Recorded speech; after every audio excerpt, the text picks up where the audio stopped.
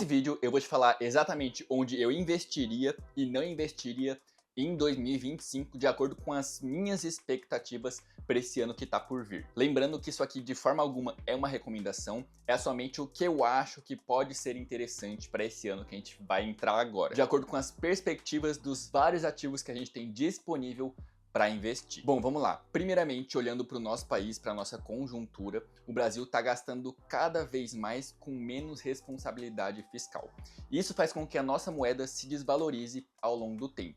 Então, por conta disso, pode não ser tão interessante investir aqui no país de acordo com essa inflação que a gente pode ter no futuro por conta desses gastos exacerbados. Ou seja, resumindo, o real é uma moeda que desvalorizou muito em 2024 e pode continuar desvalorizando no futuro se a conjuntura permanecer do jeito que está, com gastos elevados e com a economia não indo tão bem assim. Então, por conta disso, inicialmente, eu não investiria em ações ou fundos imobiliários. Isso porque, de acordo com os dados do Banco Central, a gente tem expectativas de que os juros aumente cada vez mais ao longo desse ano, por conta dessa conjuntura que eu falei. E com esses juros altos, a gente pode ver uma desvalorização dos ativos de renda variável, já que a taxa de juros influencia no preço das ações no mercado. Ou seja, com o aumento da taxa de juros, a gente vai ter uma desvalorização desses ativos de renda variável ao longo do tempo. Então, se a taxa de juros realmente subir, como o próprio Banco Central do Brasil espera, muito provavelmente as ações vão cair,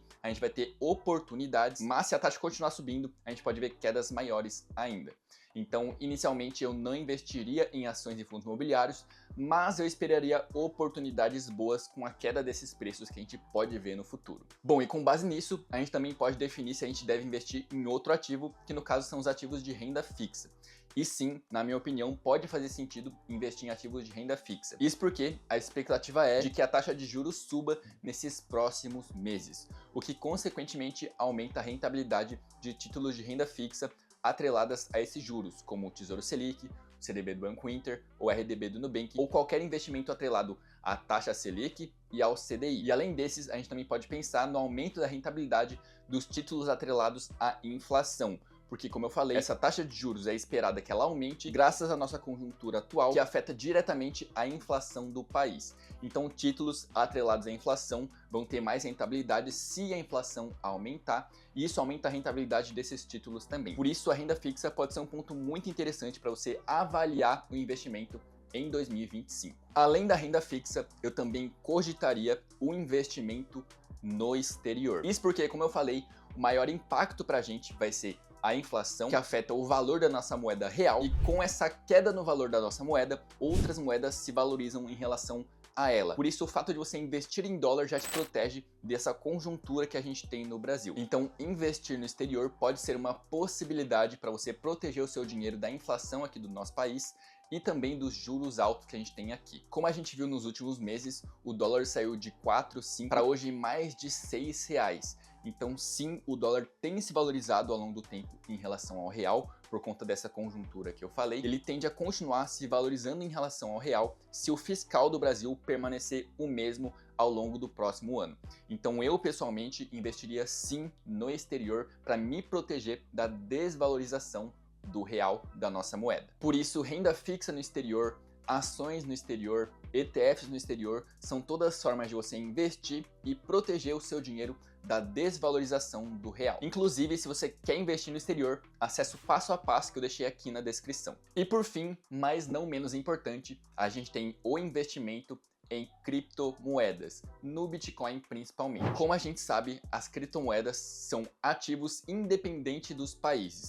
Ou seja, quando você investe em Bitcoin, você não está investindo em nenhum país específico. Na verdade, você está saindo deles. Até porque o Bitcoin é totalmente descentralizado e não depende de banco ou país para controlá-lo. Ou seja, ao investir em Bitcoin, você também está se protegendo da conjuntura que a gente tem atualmente no nosso país de inflação alta e juros altos. Além disso, analisando o histórico passado, a gente sabe que o Bitcoin vive de ciclos. Em um ano, ele tem uma queda muito abrupta e após isso, nos próximos 3 anos, ele tende a se valorizar muito.